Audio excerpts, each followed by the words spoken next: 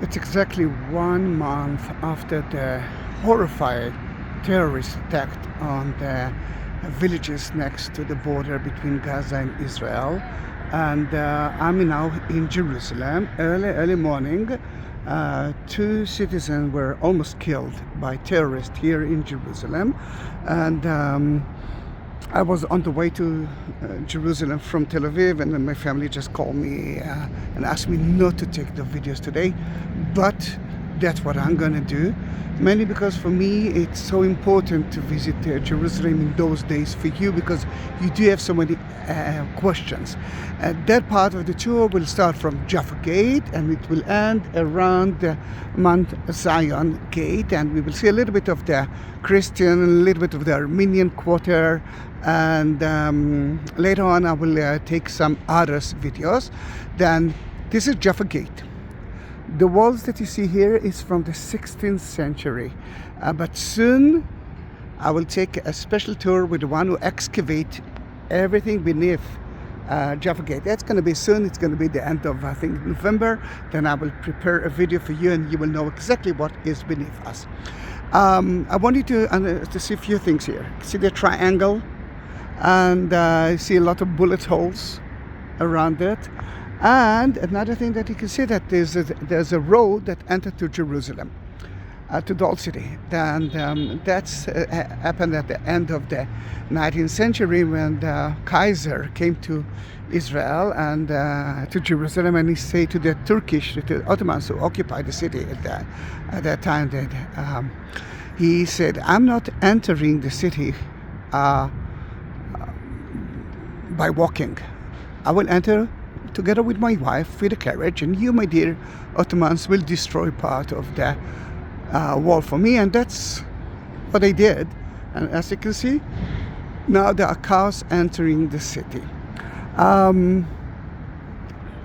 For so many years, until the British came, there were so many houses outside the gate, and there was a clock tower above.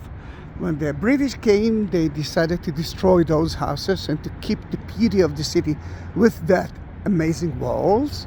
And they didn't like the clock tower. Then it's not there anymore. If you want to see one of the clock towers that the Ottomans built, you can go to Jaffa. Then, entering the gate is usually for, the idea of the gate is that it's a horrible thing for the people who live here if the enemy is trying to occupy the city.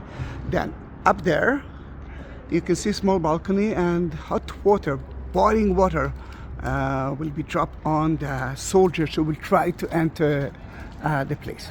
Then you cannot go straight because it will be too easy for the soldiers, and you will have to turn left.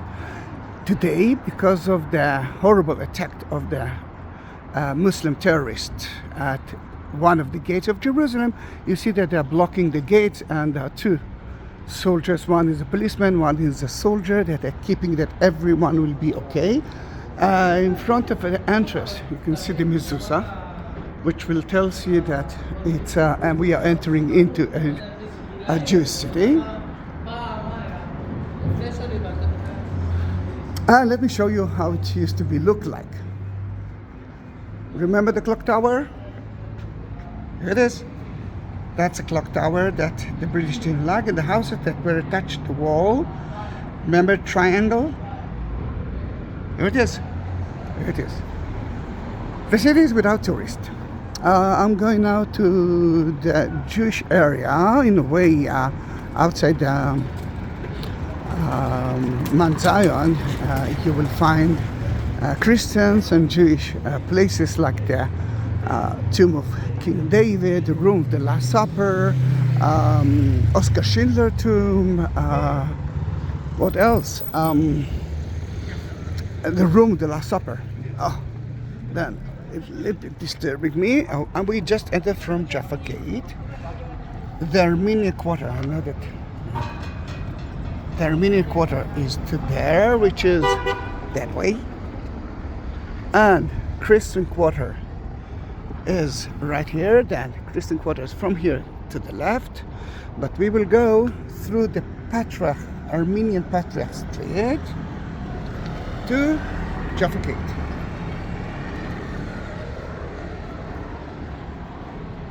City is empty, no tourist, which is good for you, not good for me. If it's the first video of yours, the first video of mine that you're watching, then please subscribe to my channel. I'm almost reached 150,000 subscribers. Are you gonna be the one? Yes! And send that video or the link of my YouTube channel to everyone that you know. Greek Catholic Patriarch. Greek Catholic Patriarch? We know Greek Orthodox, we know Catholic. But in Israel, you can find so many things. For example, Greek Orthodox that accepted the Pope, and now it's Catholic order. If you will continue through David Street, you will reach the Western Mall, the Church of the Holy Sepulchre. But we are turning right through the Armenian Quarter, and in front of you can see the Christian Information Center. What is important to know is that there's an elevator who will take you for 5 shekels to the roof of the center, and from there you will be able to see an amazing view of Jerusalem. Look how many policemen you will see today in the city. And because the sun is in your eyes, I will stand right there. Okay, then this is Tower of David, but it's actually the highest place in the whole city, and everyone who came to here use it. For example, that part belongs to the Crusaders. That part belongs to King Herod. The other part belongs to the Muslims. Then everyone who controlled the city control the city through there. Then in that case, some people believe that if King Herod built here a fortress and his palace was there, see the red roof, then maybe Pontius Pilate charged Jesus here. Today, like 2 months before the war, they opened the most amazing museum of Jerusalem there. Then don't ever miss it. At nighttime they have kind of spectacular light and vision or whatever, light and sun performance, a beautiful one. But the museum, daytime is more important. Then don't ever miss it. Let's show you the moat from the Crusader time.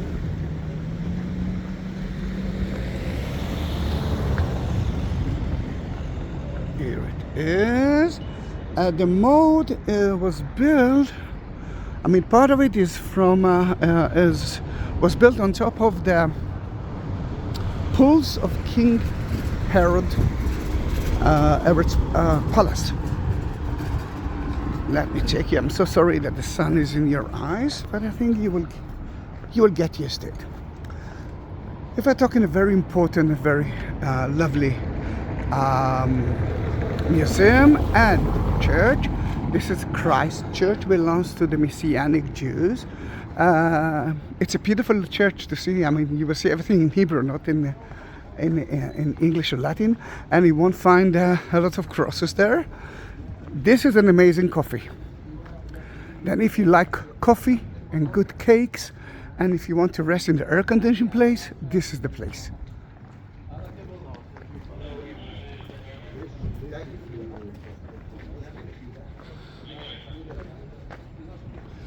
And that area is part of King Herod's palace. Right there. Look how beautiful it is, isn't it? I love that city. I must say that I love that city when it's empty. But if it's empty, I have no work. If we're talking about that, if you want to help me with my channel, You can do that. You can do that. Then the first option is just next to the like button. It's called Super Thanks, and this is through YouTube. If you push the button, you will understand what to do.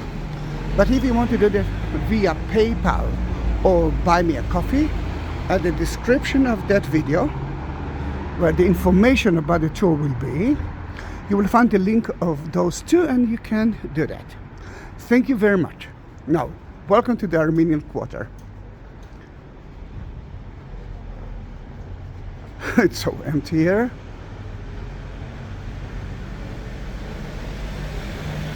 In the Armenian Quarter, you can find a lot of potteries, beautiful pottery with a lot of colors, but mainly with blue and white.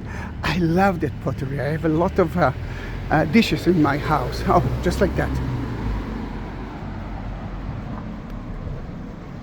Look how beautiful it is.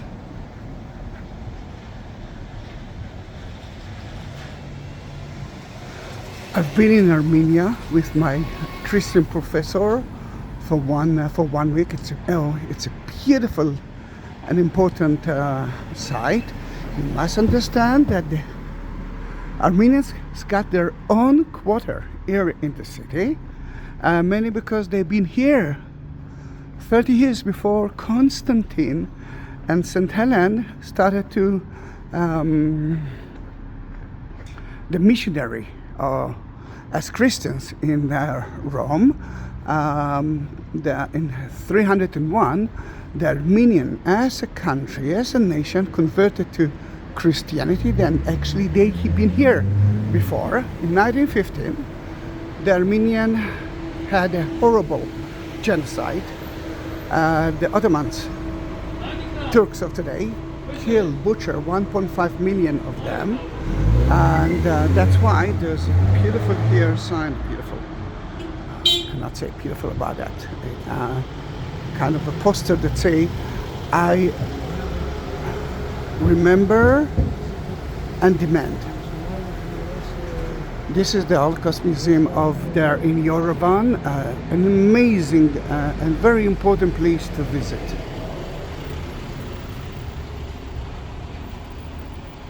We are at the Armenian Orthodox Patria Road, and just like those beautiful nun, I think they're Clarissas, we will continue in a narrow tunnel without sidewalk, and there's a car behind me. And let the car go, and we reach the main part of the Armenian Quarter. Let me find a shade because it's difficult.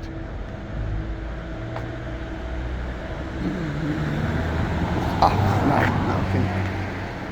This is the main entrance to the St. Jacob or St. James convent.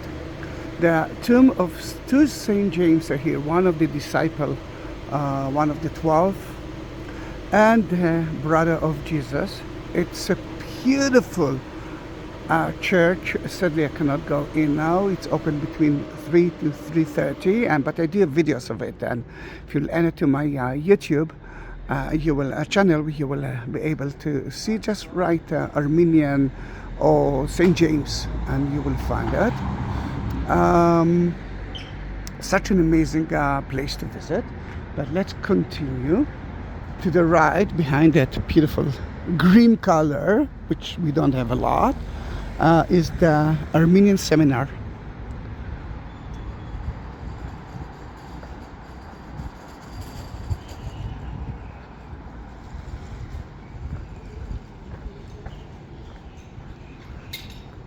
You can see a little bit of the seminar here. I was here a few times, and there's a kind of competition between the Armenian and I think the Turkish of today about that. The Armenian will glue to here a map of Armenia and and some pictures of the genocide. And someone, I think, part of the Turks will be here to immediately later to just turn it off. It reminds me what's happening now in Europe when we have posters of the people who've been kidnapped by ISIS, Hamas organization, the terrorist organization, and some Muslims there are trying to turn it off. Same idea, my dears. Terror is terror. Now let me move to the other side because the sun will be in your eyes now, but it's still the Armenian Quarter.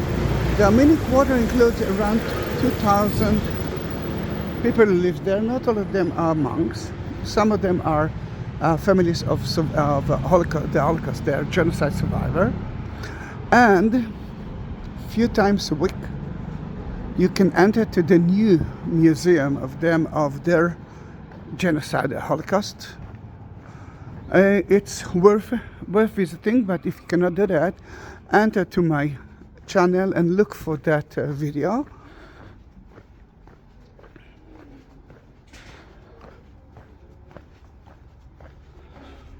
That's the entrance to the museum, but no tourists, no museum.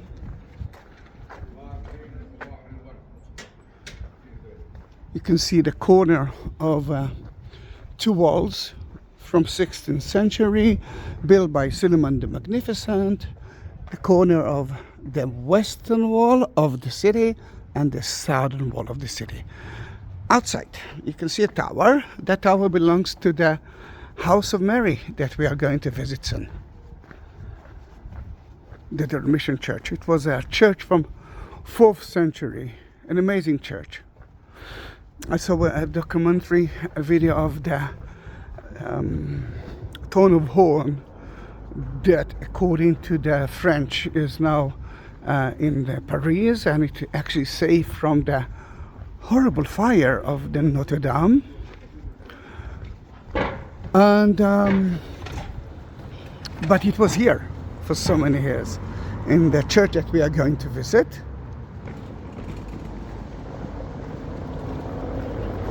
And one day it disappeared. Maybe that's or maybe that is the reason that we can find it's moved to Europe. The weather is amazing. I mean, this was supposed to be the busiest month of my work. I had 20 different private groups, all of them being cancelled. I can understand that.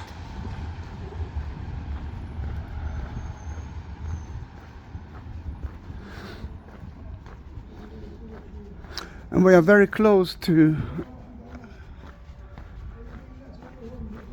Zahi Gate. But don't say goodbye yet. I want you to see Zahi Gate from the outside, and then we will say goodbye.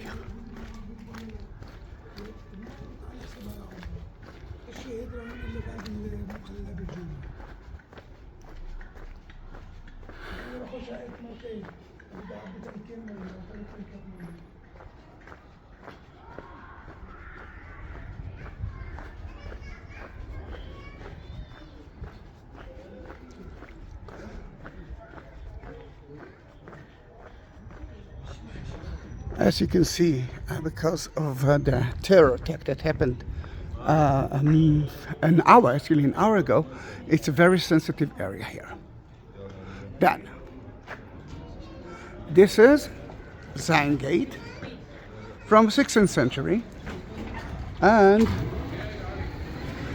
look at that sign. That sign says Zahi Gate in Hebrew. In English, Arabic, and Hebrew. Who did it? No, it's not from Israel time. It's from the British time. Remember, the one who controlled Israel that until 1948 were the British, and the first language is always the one who actually, the owner of the city, the one who controlled the city.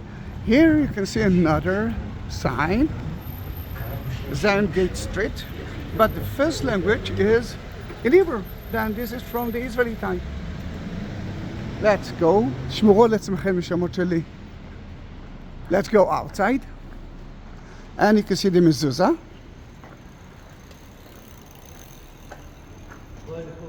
In the mezuzah, there inside it, there's a scroll with prayers.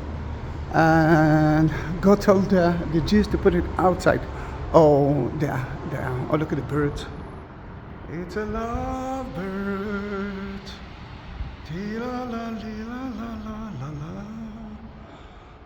Are they trying to nest? I'm not sure that they can do that there. There's another mezuzah here. And don't say goodbye. I want you to see something special. And we will summarize the tour with that map. Hello, Zahi Gate. Look at the bullet holes, because at 1948, United Nations declared of two countries. Israel, after many years without independence, and Arabic Palestine, which never used to be a country. This is a new thing. Before 1948, there were no Arab Palestinians as a state. My mother was a Palestinian woman, but she wasn't an Arab woman. Then, in 1948, they declared of two countries, but sadly, the Arab countries decided to delete Israel from the map. Then they actually started a war. And what happened here is that they deleted future Palestine. Gaza Strip, which is now on the news, became to be Egypt until 1967. And the old city and the rest of future Palestine was occupied by Jordan. The old city of Jerusalem wasn't supposed to be part of Israel and wasn't supposed to be part of Jordan. It was supposed to be part of United Nations, but it was occupied by Jordan. Then everything that we did today until here, that was Jordan until 1967, and the Israeli border was here. That was Israel. Behind it, it was Jordan, and I don't remember it, but my father told me that when he wanted me to be as close as he could to Jerusalem, he took me to here to see that place, and he's trying to go out of the gate without destroying his car. Dramatic moments. This is now goodbye. But we must see if he will succeed. He succeeded! Yay! He did it! He's a good driver. That. This is goodbye, and let's meet ourselves in the next video. Bye bye.